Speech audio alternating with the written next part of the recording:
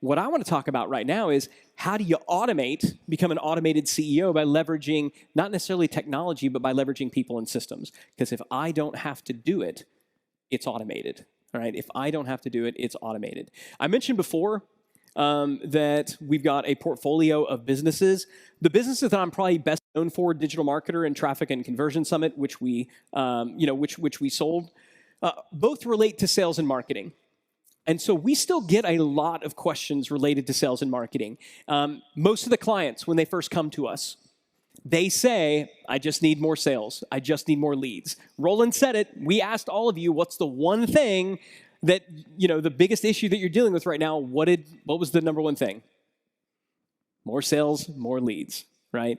In general, when we're working with entrepreneurs, because when we launched our businesses, the thing that mattered most is sales and leads. This is the hammer and everything else is a nail. So we'll go to people and say, okay, seems like you're stuck. What's the solution? Well, I need more growth. I just need to grow. We just need to grow it out of this. If we could just grow a little bit more, we could make that key higher. If we could just grow it a little bit more, we could invest in that technology. If we could just grow a little bit more, I could finally get all those important and non-urgent tasks. And what I'm here to share with you is that growth is not the solution. Growth, maybe, just maybe, is part of the problem. Maybe what you actually need to do is pause. Maybe what you actually need to do is cut yourself some slack. Give yourself a break and say, maybe now is not the time to keep the pedal to the metal, right? Maybe now is the time to say, let's focus on building the foundation so that we can grow upon. Some of you know about this. I've used this quote a number of times. What is the failure rate of Inc. 5,000 companies? The 5-year failure rate of Inc. 5,000 companies. I've had a number of Inc. 5,000 companies. Many of you have had it. If you were somebody that hits the Inc. 5000 list, you move out 5 years, what percentage of those companies do you think have failed? Anybody want to throw out a guess? What'd you say? 80%? It's not that bad, thank God. 67%. 67%. And this isn't just like something that I came up with. Kauffman Research Institute, in coordination with Inc. Magazine. I'll be honest, y'all, if I'm Inc. Magazine, I don't know that I want people to know this stat. But they did this massive research report, and what they found was about 2/3 of the company that made the Inc. 5,000 list had either shrunk in size, gone out of business, or been disadvantageously sold. In other words, they had failed, right? So what's the difference? What separates the 33% that win from the 67% that fail? Clearly, growth wasn't the issue, right? What's your big problem? We just need to grow more. I just wish you could grow more. You're talking about the fastest growing companies in North America. You cannot say that, their whole problem is they just didn't grow enough. Really? They're among the fastest growing companies in North America. Well, they didn't grow fast enough. Come on. This is like the perfect sample. These are companies that are growing, and yet 2/3 of them fail, right? What is the difference? Well, to kind of build upon this, let's look at some other types of companies. Let's look at some more 5-year failure rates. So we already talked about the Inc. 5000 is 67%. If we were to not just look at Inc. 5000 companies, and we were to look at all companies, and we were to go out to 5 years, what is the 5-year failure rate of just businesses in general? Do any of you know? It's 48%. We're told that 90% of businesses fail. That is true if you zoom out to 10 years. The reality is businesses fail at a rate of about 10% per year. Within the first year, 90% of all startups are still in business. You know that? We think that starting a company is so hard, and it is. But you know what's way harder than starting a company? Scaling a company. And the data bears it out. Start it, 90%, still in business. Go out to 5 years, about 10% per year, 48%. But I love this. You know what I need? I need growth. Cool, you'll probably fail faster. The failure rate of Inc. 5000 companies is higher than the average. So what do we need? Growth. Growth. Look, y'all, I love growth. I'm a marketer. Right? I make money when people want to grow. This is good. And it's why I feel like I'm uniquely equipped to tell you growth is not enough. And for most of you in this room, growth is probably the last thing you need today. It's probably the last thing you need today. There is another type of business that only has about a 15% failure rate after 5 years. Who knows what type of business that is? What'd you say? You said it, franchises. Franchises have a 15% failure rate. What's the difference? All franchises have operating systems. Every franchise is an operating system. I want to grow. I want to scale. I want to stay in business longer. I want to be more profitable. You know what you need? More leads and sales. That's what the 67% thought. The people running franchises know, no, we need an operating system. So what's an operating system? An operating system is a set of algorithms and common language that enables different components to communicate with one another in the support of the desired outputs of a machine. Got it? That is the literal definition of an operating system. If you were to Google what is an operating system, you would get something kind of like that. It is a set of algorithms, a common language, a shared user interface. When I click the L button on the keyboard, L shows up on the monitor. It's a set of algorithms. It's a common language. They all work together in support of the desired outputs of the machine. I hit Control P, something should print. Okay, that was my desired output. So I saw this definition of an operating system, which obviously is applying to computer technology operating systems. And I said, you know what, this sounds to me a lot like business. Because when I think about a set of algorithms, well, that's basically the processes and standard operating procedures, isn't it? Isn't that the source code of your business? The set of algorithms? And when we think about a common language, that user interface, well, that's the scorecards and the meeting rhythm, the stuff that shows up. Do we all agree on what is? And when I think about desired outputs, well, now we're talking about just goals, objectives. What are we trying to accomplish? And in looking at this definition, we created at the Scalable Company a framework for defining how do you actually build an operating system within a business? Because lots of people use the term operating system, but no one has really set out to say, this is what an operating system is. This is when you know you have one. This is when you are done, and so we did.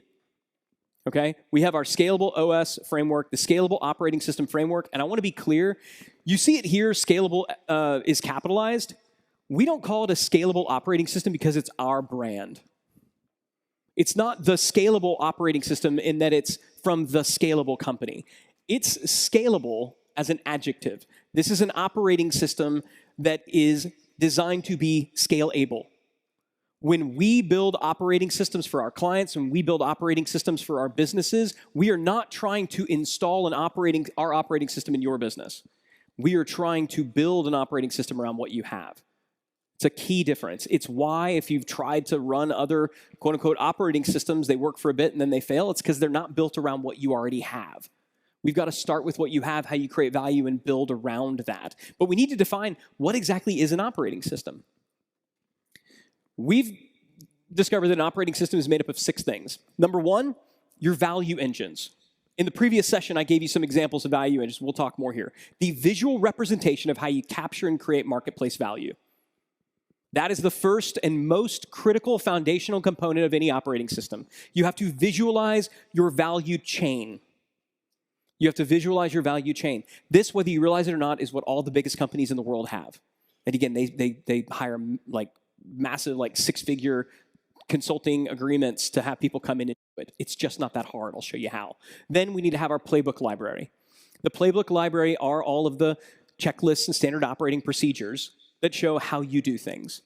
That is a critical component, but the piece that everybody forgets about, what we call the high output team canvas, this is what decides who is uniquely responsible for what. Because again, any system is only as effective as the people running it. And if you forget the people aspect of the systems, the operating system will break down. Okay? But if we combine the visualized systems, and again, I'll show you how to put these together, connect it with the people who are responsible for running those systems, that forms the set of algorithms for your business. Okay, that informs the set of algorithms for your business, the source code of your company, the foundation of your operating system. Let's go up to common language. Common language, the user interface of your business, 2 things. It's scorecards and it's meeting rhythm. The scorecards, the meeting rhythm, this is the monitor and the mouse of your business. This is how you communicate. It's how knowledge is seen and shared. Okay? This becomes the common language. And then the desired outputs is the clarity compass that I showed you before. I think this is really, really important. When most people are going to set about building their company's operating system, where do they start? If you go and read any book on building a business system, any book on, scaling your company, what's almost always chapter 1? What's chapter 1 in almost every freaking business book? Vision, goals. We do it last. Because until you're clear on how you create and capture marketplace value, you don't know what you can achieve. So we do it last, and that's the clarity compass. Those are the desired outputs. Combine all these 6 elements together, congratulations, you have an operating system. It is these 6 elements, these 6 tools, and what I want to share with you just over the next 45 minutes or so is how you can begin to put these together in your own business. Because y'all, it's simple. I'm not saying it's easy, but it is simple. And a lot of the people who want to overcomplicate it, they're just trying to overcomplicate it for their own benefit, not yours. It just isn't that complicated.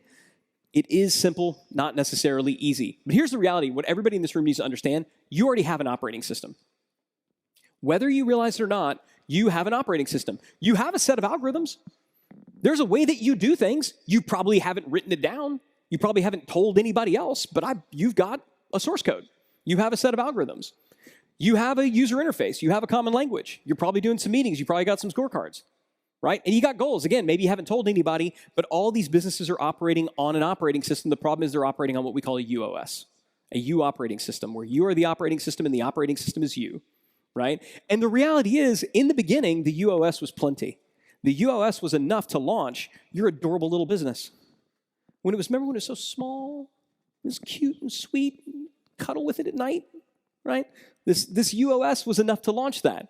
Because if you know anything about planetary physics, you know that out there in outer space, small things orbit around big things.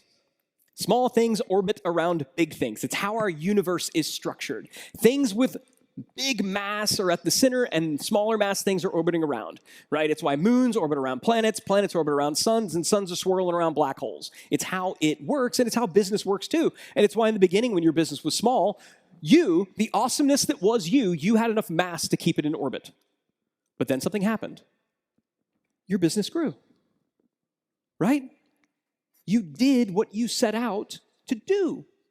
This is a good thing, right? It's why I said this is a shame-free zone. It's a judgment-free zone. Whatever pain you're experiencing, whatever awfulness you found when you pulled that furniture back against the wall, that is only there because you succeeded. It's why it's a judgment-free zone. So, yay, except now you're the little thing orbiting around your business. And now you're getting pulled around. And now you're getting swirled around because the mass of the operating system that is you is no longer enough to keep your business in orbit. It's why our core mission at the Scalable Company is to help entrepreneurs build operating systems. And if you notice, when we abbreviate a scalable operating system, the S in scalable is a lowercase. Because again, it's descriptive. It's not our brand. It's not ours. It's yours. Right? This is what we do. So the goal, what are we seeking to achieve at the end of the day? Why do operating systems matter? Because we got to automate you. And it's got to start with you. Eventually, it's going to automate all the other people within your organization, but it has to start with you. And the reason it has to start with you is because right now, you're the biggest bottleneck in your business. Because you're important, right? That's why you're spinning plates. Do any of you feel like you got 6 different jobs and on any given day you're asked to do all of them? Constant plate spinning mode. I can't get anything done. Or this one's frustrating, firefighting. Does it ever piss you off that you're the first person to discover when things are broken? Even though you've paid people to not just do it, but to monitor it, and you're the one that sees it? And then we get asked, hey, you got a minute? You and I both know this is not going to be a minute, but yeah, go ahead. Yeah, go ahead. Yeah, so this isn't working. Well, it's not. The company. Cool. Swoop in. Firefighter. Okay, I got it. In constant firefighter mode. And when that happens, we feel trapped. When that happens, we have impact misalignment. When that happens, we start to resent our business. Because everybody gets to go home except us. Everybody gets to go home. We don't. Here's the harsh reality. The more valuable you are to your business, the less valuable your business is. The more valuable you are to your business, the less valuable your business is. Lee Iacocca said that companies move at the speed of the CEO. Companies move at the speed of the founder. He didn't mean it as a compliment. It's upheld. Like, people frame this and put it on their wall like, haha, he didn't mean it as a compliment. He's like, and that's a bad thing, right? You don't want your company to move at the speed of you, because no matter how awesome you are one person with the same 24 hours, and eventually you'd like to sleep. The more valuable you are to your business, the less valuable your business is. I don't want to make you less valuable. I want to make you less critical. One of my first mentors liked to say, the less I do, the more I make. And I remember thinking that is the hypiest crock of bull I'd ever heard in my entire life. And it wasn't until I started running a business at scale that I realized this is absolutely true. The less I do, the more I make. The less I actually do in this business, the more the business can grow, because the less I'm constraining it. The less I do, the more I make. So I don't want to make you less valuable, but I want to make your business so valuable that it doesn't need you as much. I want to give you 3 automations. I want to give you 7 rules, because I want you to become an automated CEO. Right? 3 automations, 7 rules, and the process for building an operating system in your business. The first thing that we need to automate is the execution.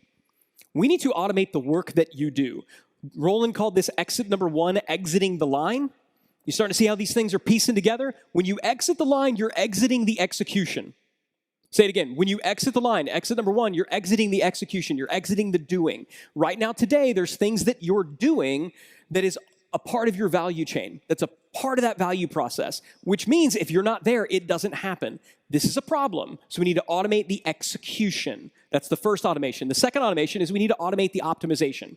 We need to make it to where not only are you not the first person to see when things are broken, but you're not the only person, and even better yet, you're not the best person to come in and fix it. Roland said this also. He's like, how nice would it be to have a marketer that actually came up with their own ideas? Yeah, let's not just talk about fixing the stuff that's broken. You shouldn't be the only person who's required to come up with the ideas to go from good to great. We want to automate the execution. We want to automate the optimization. Shouldn't just be dependent on you. And then lastly, the hardest one of all, we want to automate decision making. We need to automate the way that you think. Because if you have to make every decision, although that's higher leverage than doing the work, if you still have to make every single decision, you don't own your business owns you. So let's go back through these real quick, and I want to put this in the context of the 5 exits. Automating the execution. This is exit number 1. Get off the line. Automating the optimization. Exit number 2, right? Exit number 2, we're beginning to exit even the management process. And when you are able to fully step away to where there are people in the trenches making decisions as good or better than you would, that's when you know you don't have to operate this business. You can own it if you want to, but you can own it as an investor in your own company, not an operator, if you want to. If you're having fun, do it. It's yours. You're an adult. You can eat dessert first if you want to. Also, by the way, I don't know if anybody's told you that. We can eat dessert first. Okay, just think it's important that you know that. All right. So I gave you this model before. This model, this framework, spells out the 6 tools. I want to simplify it a little bit more, right? Because these 6 tools are very critical. We're going to go through all 6 of them. Like I said, I'm not holding anything back. I'll share with you all how this stuff works. But for the purpose of our discussion, I want to simplify it a little further, down to the automated CEO framework. Same levels, but what we're basically saying is we want to automate the execution. That's got to come first. How do we do that? Through the set of algorithms, through having the right systems and through having the right people. Once we've done that, we want to automate the optimization. It's the user interface.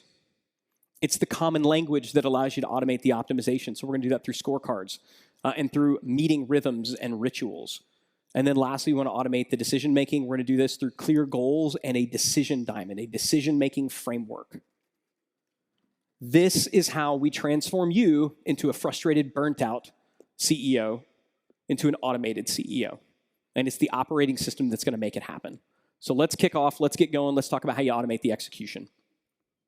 I said before, 3 automations. Those are 3 automations, 7 rules. These 7 rules are kind of your pillars to go back to and to anchor back to. The first one is never throw good people at broken systems. I talked about this earlier, and y'all, we do this all the time.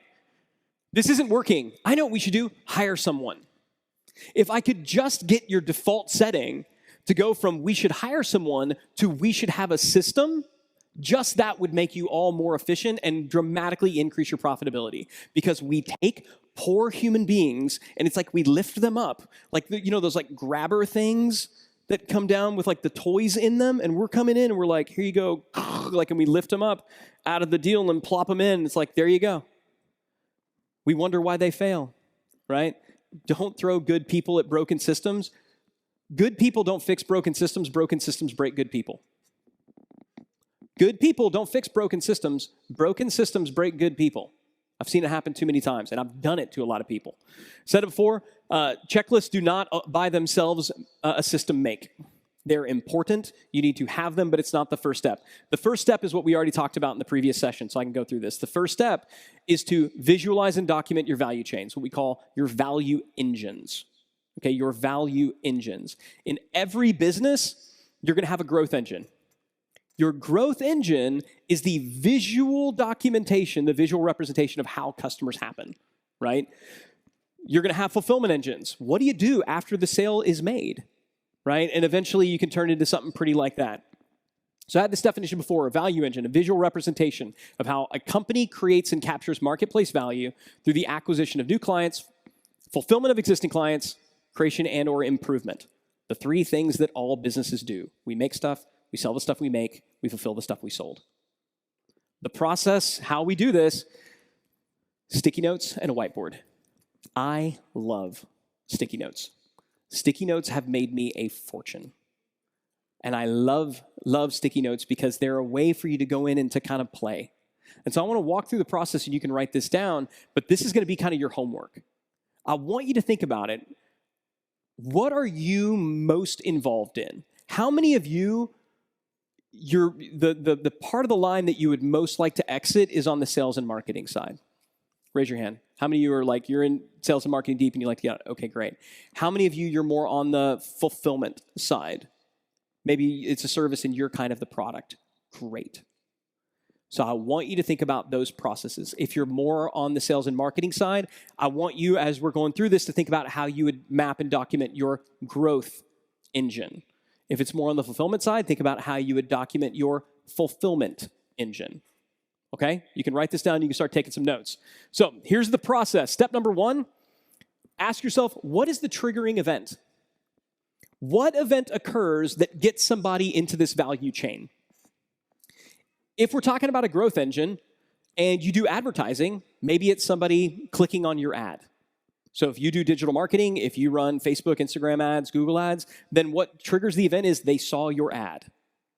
Does anybody in here raise your hand if you do cold outreach? Cold outreach? Okay, cool. So yours might be the acquisition.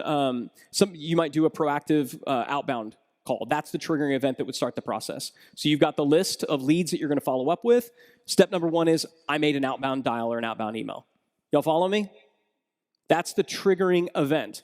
The triggering event for a fulfillment engine is, wait for it, the sale of the thing you need to fulfill. That one's pretty easy. In general, growth engines are going to end where triggering events, where fulfillment engines begin. You following? What is the triggering event? Write it down. What's the triggering event? Write it down. Later on, you're going to put this on a Post-it note. So what would you put on that Post-it note? For us and most of our businesses, it's Facebook, Instagram, Google ad. And you can have multiple ones, by the way. You can put multiple Post-it notes and they can all go to the same place. That's the nice thing about Post-it notes, they're cheap. We know the triggering event, now we want to know what's the ending event. When does this end? In general, with a growth engine, it ends when the sale is closed. If there's upsells along the way, cool, that's going to be a part of it, but when it's finally done, that's usually that. For some fulfillment process, if you have like an ongoing fulfillment, if somebody's a client, hopefully for life, then maybe your fulfillment engine is just the initial onboarding phase, is how we would typically do it. If you have physical products that you're shipping out, then obviously it's going to be when you might have it be when the order is shipped, or maybe you've got some follow-up to get reviews and things like that. So you decide, but we want to be really, really critical. Where does it start? Where does it end? Okay?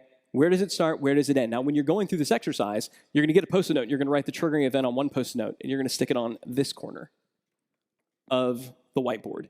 And you're going to write the word start, and you're going to circle it so that if somebody's going back and looking at it later, they know where to start. Now, I get it. Upper left-hand corner, that's kind of how we read. Make it simple for folks. Find the start thing, Look at the arrow, that's where it starts. Then you're going to go over here and you're going to take the ending event, put it on a Post-it note. You're going to stick that on. You're going to go back to this Post-it note, and and I would encourage you to do this with your team. When we're working with clients through this process, we try to get their team involved in it. Go back to this and say, okay, everybody, this is where it starts. My question for you is, and this is the magical question, then what? Then what? Then what? Okay, so it starts here, then what? Then what do we do? Then what happens? Once they click on the ad, then where do they go? Okay, great, and then you write that down. Awesome. Then what? Then what? Then what? And you keep asking then what until you have fully connected the triggering event to the ending event. Once you have done that, congratulations, you connect the dots and you have officially mapped your very first value engine. There are people who will take hundreds of thousands of dollars from you, and it would be worth it, by the way. I'm not saying it's not worth it, but this part just isn't that hard. You just got to go through, ask the questions, get clear on the ending and the triggering and the ending event. Okay? So I want you all to do this. This is really, really, really important. And as you go through the exercise, you're going to be like, oh my God, yeah, there's that. And then show it to your team and ask them, hey, what did we miss? Do a stakeholder review. They're going to say, oh, you missed this part, right? You missed this part. And what you'll say is like, oh, no, that part, it's actually covered in this Post-it note right here.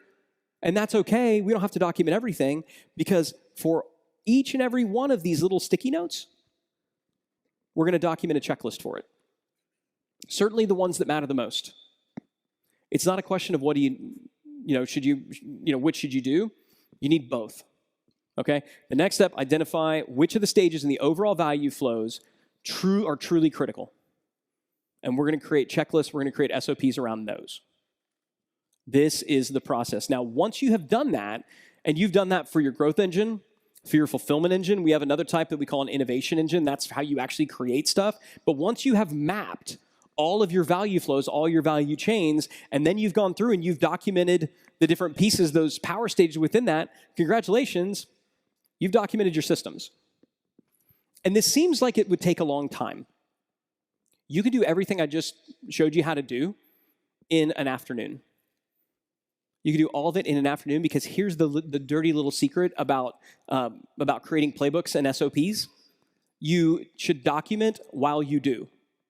So you don't do what I did before, which shut down your entire company and have everybody document all their stuff. You say, hey, so you do this step over here, right? Yeah, I do that. Okay, the next time you do it, will you just document what the heck you do or record it? Document while you do. They should be documenting in the context of the work that they're already doing. It shouldn't take any extra time. And you begin to build this repository that is your company's source code. It's your company's source code. You're not saying to somebody, hey, document everything that you do. They don't know. You don't know what you did yesterday, right? We forget. So don't document everything. Go to them and say, this is how we create value with this company. This is how we get new clients. This is how we serve them once we got them. Who does this one again? I do that. Great. The next time you do that, will you please document it on it? That's how we do it. But said it before, the best system is only as good as the people running it. That's rule number 2. The best system is only as good as the people running it. And it's not just the people that do they need to be like really good. They need to know what they're supposed to be doing. This is where it's time to bust out the value engines again. So we're going to do another value engine audit. Just how we went and we audited the value engines to figure out what playbooks and SOPs do we need to create.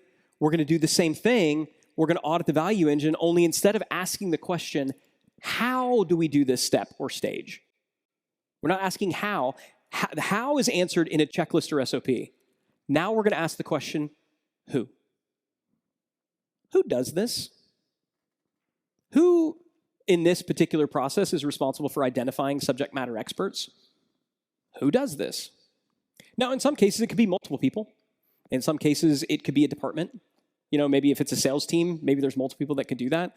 Maybe that there's some people who do the work and other people that manage it. But if you ask the question, who is uniquely accountable for making sure that this gets done right, names will pop up.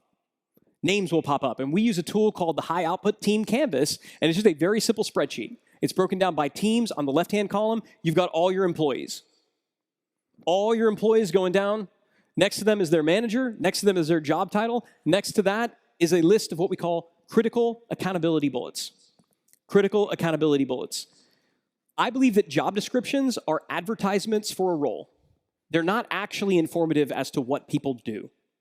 If you were to go to your employees and you were to say, hey, write out your job description and what you do, if you were to compare what they wrote with what you published to actually get them to, they would not resemble one another really at all, I bet, because we've done it. And if you were to ask them to bullet out, which a lot of books will tell you to do, go to your team members and ask them to write bullet points of what they do, they will tell you the things that they do, but those aren't necessarily the things that they should do. So we don't start with the people and ask, what does this person do? We start with the value flow and we say, who does this? Do y'all see the difference? This is really important. This distinction of value first. How do we capture and create marketplace value? It is the most important question that every business needs to answer. This is how we do it. Great. How do we do this step? Playbooks. Great. Who's responsible for this one? In this case, it was Ty Willingham who was responsible for that. So we're going to find Ty over here. There's old Ty. And we're going to write nurture relationships with subject matter experts. That's what Ty does. Now, maybe up until now, Ty had no idea that that was something that he did. Have y'all ever run into this before? Where you inform somebody that something is their job and they totally had no clue that they were supposed to do that? We have. And this can sometimes happen because roles shift, companies shift. It happens. Things change. But to go to them and say hey, this is one of the most important things you do, I can tell you that because it's on our value engine. So we're going to write on your list. Let's keep going. What about this one? Who's going to actually do the outreach? Who does this step? Well, that's good old Ty again. So we're going to give him another critical accountability bullet. Ty's pretty valuable, I guess, right? What about this one? We need to draft the positioning document. Who does this? Who's uniquely accountable, uniquely responsible for this? In this case, that's Jan Jones. She's the head of product, so she's going to draft product positioning documents. If you go stage by stage throughout all of your value journeys and ask who, and you build your high output team canvas by starting value engine first, you are going to see at a glance who are the most valuable members of your company. And it's not because you like them more, right? It's not because you went to the same school. It's not because you're in the same, political party, right? It's not because you're friends in the church group. It's none of that.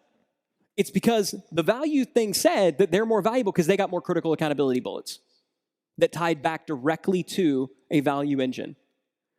There are going to be some people when you go through this process that you go, oh my God, we're burning this person out. I cannot believe that they haven't quit. We need to get them some help. And you're going to look on there and you say, who else on this team should be doing stuff? Because we got to get this person some help. Oh my God, they're doing this. And they should be doing that. This other person should be doing that. And you're going to find capacity within your own organization. It's a really good feeling because it creates new opportunities for folks. There's going to be other times you look at things and you go, this person is really well paid and they don't have any critical accountability bullets next to them. None. Now, it's one thing if they're a department leader, a department head. So cool, they're doing what you do. They're managing the thing. That's fine. They're leading the team.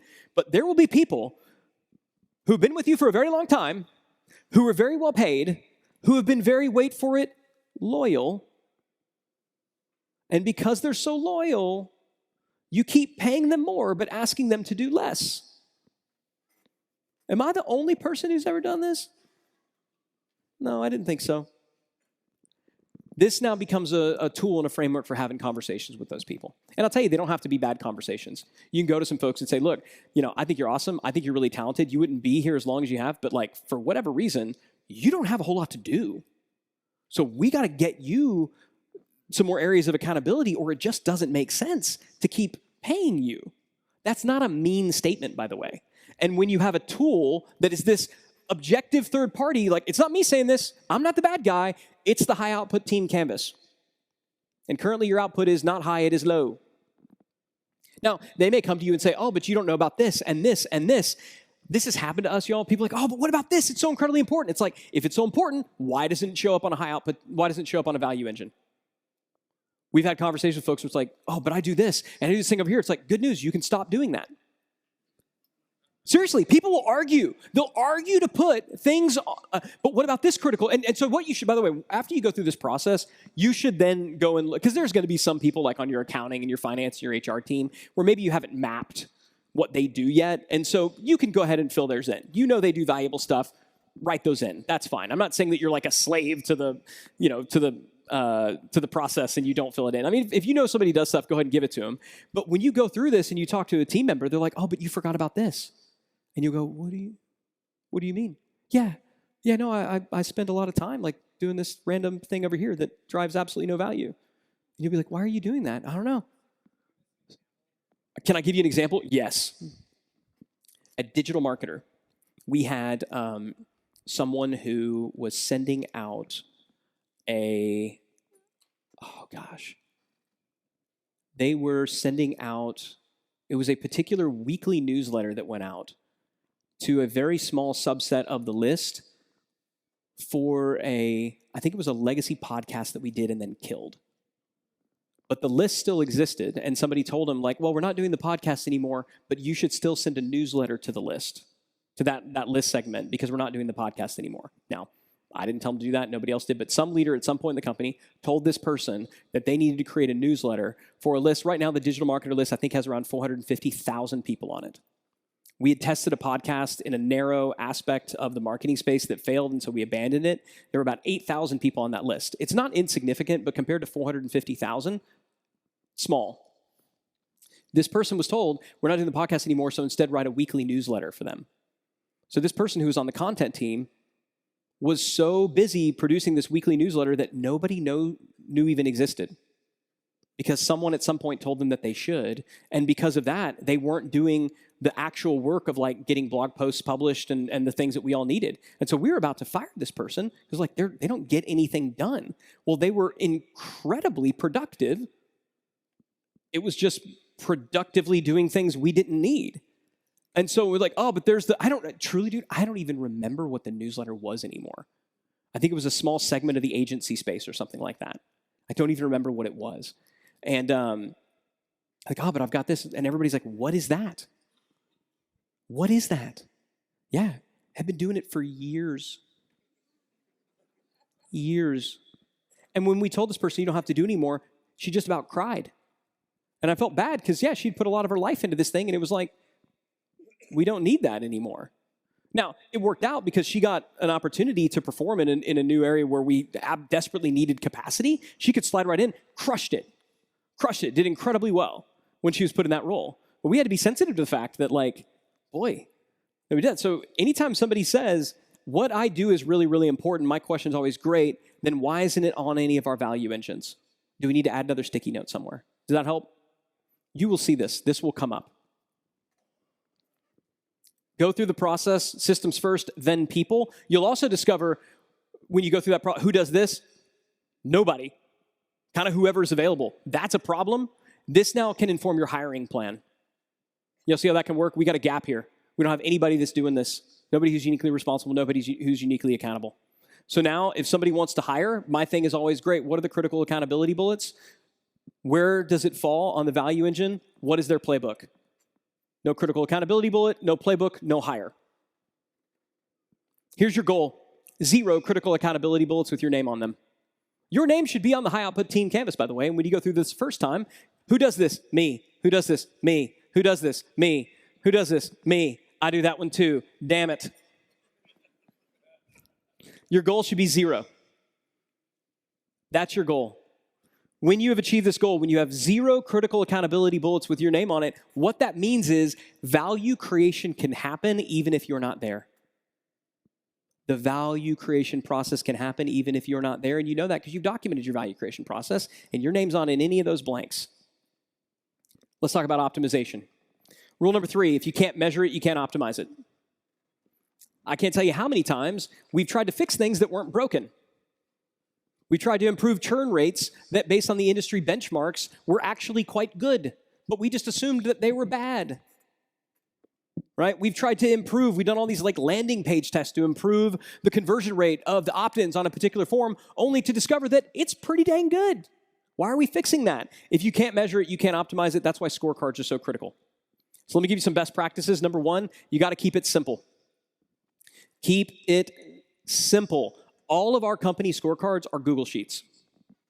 I know that there are really fancy data visualization, business intelligence tools out there. Trust me, I know. We've bought all of them. We've hired the consultants to set them up, and within a couple of weeks, something wasn't working. Nobody was looking at them. I would take people on tours of our office, and I would show them. I'd walk around. I'd like, look around at all this. This is my domain. That's where I deliver company meetings. Everybody loves them. They think they're great. These over here, these big monitors that you see, look at all the pretty lights. I knew that all that data was bull, you know what. Like, I knew nobody was looking at that stuff because some connector somewhere got disconnected, and now it doesn't matter. People lose trust in it. They don't look at it.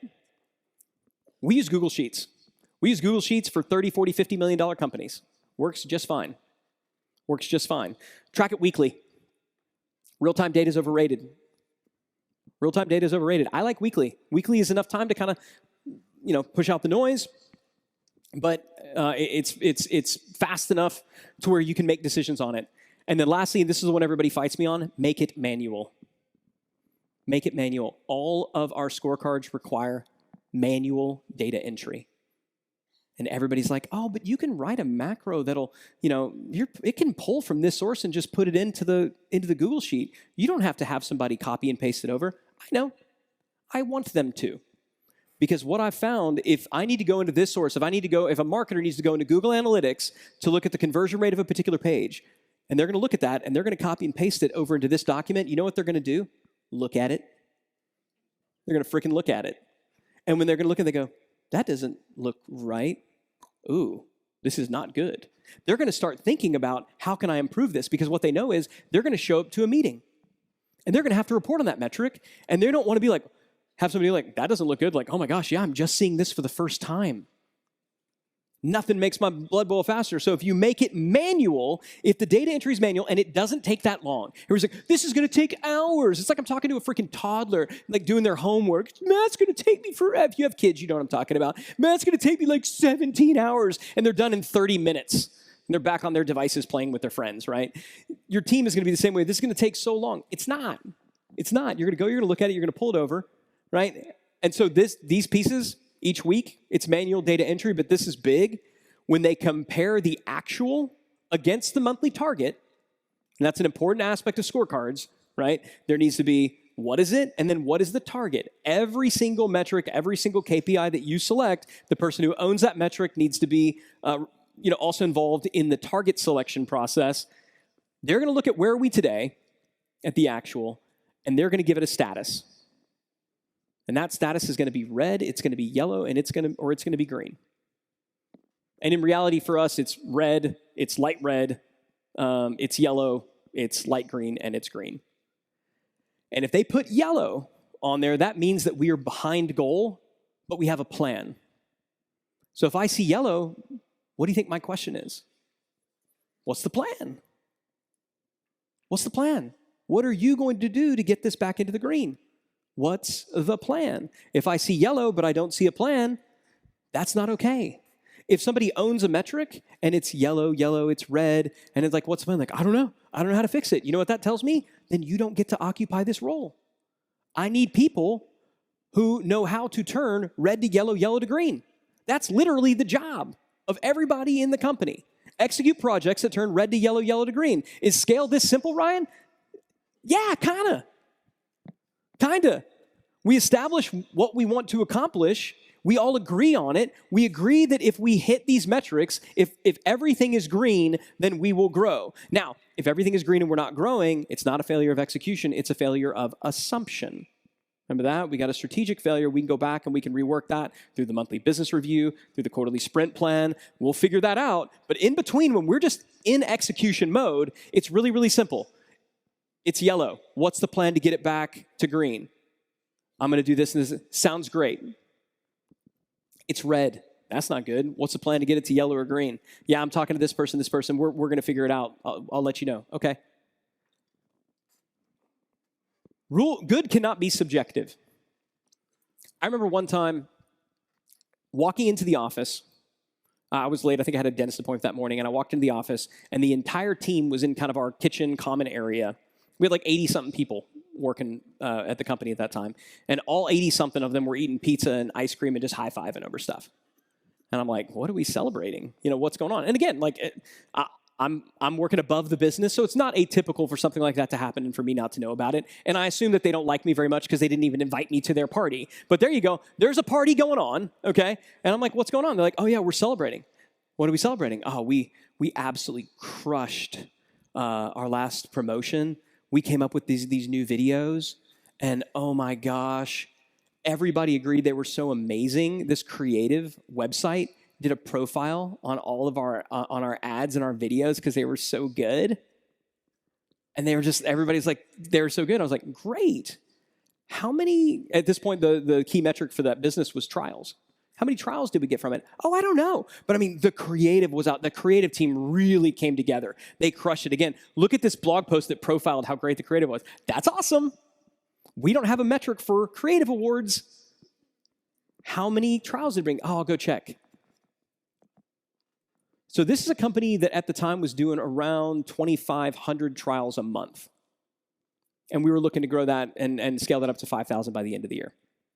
This campaign, which took basically 2/3 of the team's attention for 2 weeks, not to mention a pizza and ice cream party, and about $75,000 in ad spend budget, generated a grand total. Does anybody want to guess the number of trials that this campaign generated? You said 5? Close, 6. We did a little better. We got 6, y'all. All those 6 people would have had to, we did the math, they would have had to stay members for around 78 years for us to ROI that acquisition. And it's bad enough that happens. And look, there's times when you're going to try stuff and it's going to fail, and that's okay, that's business. The worst thing in the world, though, is when you try something, it fails, and people celebrate and think they crushed it. That was the one that stung the most. Now, what do you think we didn't have? We didn't have scorecards. I thought everybody knew that trials were super important. We had a brand new creative, or brand new content person. They wanted to show well, and they thought what showing well looked like was producing amazing creative, up-leveling the brand. And that's great. And we had talked about the importance of up-leveling our brand. I liked that our brand was up-leveled. I didn't necessarily, like spending that much and having a pizza and ice cream party. And it sucked. We ultimately had to part ways with that leader because they just couldn't accept the fact that we weren't okay, that wasn't a win. My fault. Our fault as a leadership team. We did not clearly specify this is what winning looks like. We let them figure out what winning looked like when they were wrong, and we had to tell them they couldn't get over it. We had to part ways with that person. Good can't be subjective. So you got to have scorecards, but you also have to have meeting rituals, because optimization is a ritual, not a task. If you want people to fix stuff that's broken before you see it, if you want people to come up with their own ideas, you need to create a rhythm and a ritual where idea sharing occurs. And while everybody wants to crap on them, those things are called meetings. Okay? If you want your people to see things that are broken before you do, fix them before you've even noticed them, and improve them, they need to be looking at scorecards, and they need to have a meeting rhythm and ritual. There needs to be a place where they're going to discuss what's working and what isn't. I went through this before. We go through our 3-year planning process. That is going to trickle down into our quarterly planning process. We do monthly business reviews, but it's this weekly check-in. We call them a scorecard meeting, where the different teams, and there's also a leadership scorecard, so every team has a scorecard, and then there's a company scorecard that the leadership team looks at. The whole purpose of that meeting is, what's yellow that we can make green? What's red that we need to make yellow or green? The conversations are had because everybody is agreeing on what good is, because we've got scorecards, and there is a ritual in place where they're going to discuss how do we fix it and how do we improve it. No scorecard, no meeting. No scorecard, no recurring meeting. If there's not a scorecard, if people aren't looking at data, then what they're going to do is come up with ideas to fix things that aren't broken or to optimize areas that don't actually drive business results. No scorecard, no meeting. Here's the goal. You learn about red metrics after they've become yellow or green. When your team is telling you, hey, the coolest thing happened, we had this thing, it wasn't working, we did all this stuff, it's working well now. And you go, oh, cool. Or you show up to meetings. Here's when you get to no-show meetings. When you go to a meeting and everything's like, they're like, yeah, I mean, this part's yellow, but we kind of got it. You should never show up to a meeting and everything be green. If you show up to a meeting and everything's green, it's time to raise the standards. Growth happens when you go red to yellow, yellow to green. Scale happens when you go green to yellow. When what was green, you make yellow because you raised the standards. But when you show up to meetings and people are reporting and you got nothing to add, you don't have to go to that meeting anymore. And so slowly you'll exit team meetings, and then you'll exit your company leadership meeting if you want to. Meetings get really, really quick. Let's talk about the last one, decision making. Rule number 6, companies scale at the rate of good decision making. This is a tweak from the Lee Iacocca one. Your company will move about as fast as good decisions are made. Here's the problem. At scale, things get complicated. What do you see? What do you see? Who sees two faces? Who sees a black vase? Who's right? Does this ever happen in your business?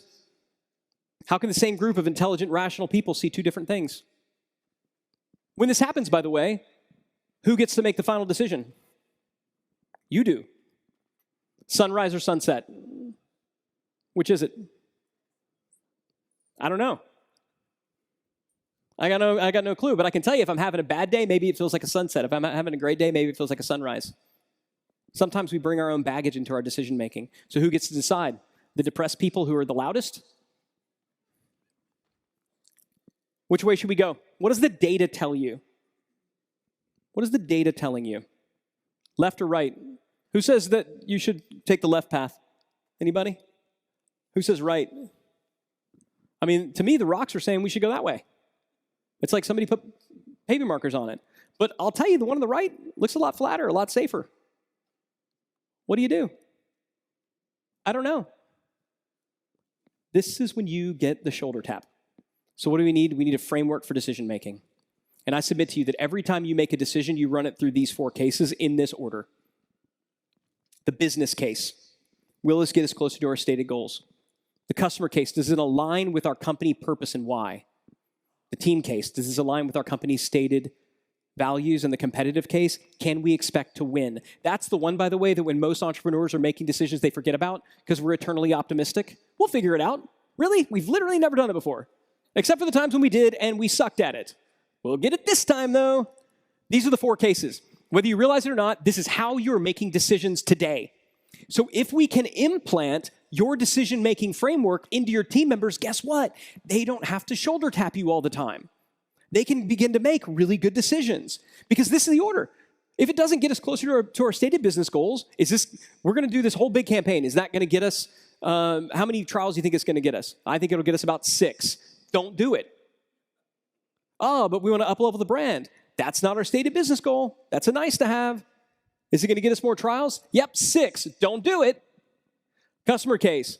Does this align? Are our customers going to like that we did this? If the customers won't like that we do, if it's screwing them over, taking us in a weird direction, don't do it. If we feel like we're violating our core values, don't do it. And then ultimately, if we can't expect to win because we're not playing to a strength, don't do it. This is why the clarity compass that I showed you before is so powerful. Because it's the company purpose that drives us towards the 3-year target. It's the strategic anchors and core values that keep us on track. The clarity compass that I showed you before, which we've got a worksheet, but you could just draw this. This is the framework for decision-making that goes to every single meeting. So when somebody says, I don't know what I should do. Great, have you run it through the clarity compass yet? No, I haven't. Okay, go run it through the clarity compass. Come back and tell me what you recommend. Come back and tell me what you recommend. Oh, okay, I think we should do that. Okay, great, I agree. This is a framework for decision-making, and the goals are clear. They're right there, top center. You got clear goals. You have a decision-making. The goal at this point, a team of doers making high-level decisions in real time, as good, and this is what will actually happen. You'll be shocked, better than you. They'll make decisions better than you. They'll make decisions better than you because you've given them your framework for decision-making. This is what I do. Is it getting us closer to this goal? Does it align with that? How we doing? Okay, good. But they'll have something you don't have, which is the in-the-trenches context. The in-the-trenches experience, that real-time experience that you don't have. Y'all, they will make decisions better than you if you will let them and if you will equip them with the tools that they don't have, which are the 4 business cases, the clarity compass. Rule number 7, there's no such thing as set it and forget it.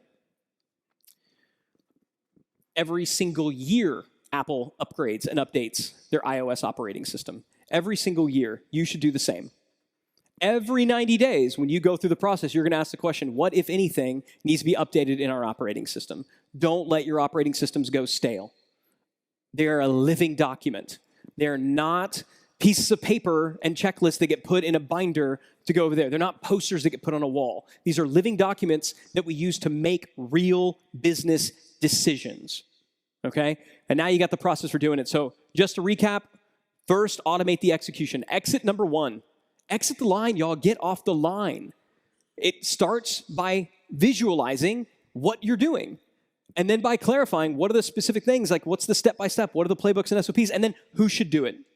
That's what's going to get you off the line. Optimization, it's going to come down to scorecards. But if you have scorecards but nobody discusses them, it's not going to work. So we got to have scorecards that are manual so that they stay relevant, matched with a meeting rhythm. And then lastly, you got to have a clarity compass.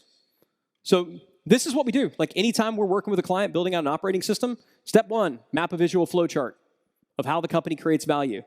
How do we sell and how do we serve? Document checklists and SOPs for the 5 to 7 most critical processes and activities. There's actually not many things you do that's as unique as you think it is or that critical. In most businesses, it's a handful of things, and that goes with some of the largest Fortune 500 companies in the world. Assign clear roles and areas of accountability. If I don't have to do it, it's automated. And if you do those 3 steps, you've automated the doing, you've automated the execution. Build a company scorecard. Define your company's meeting rhythm, define your goals, purpose, and your values, and then roll out this operating system, announce it to the team, let everybody know how you do it. This is the process of becoming an automated CEO. This is the process of systemizing your business. I'm going to do a shameless plug.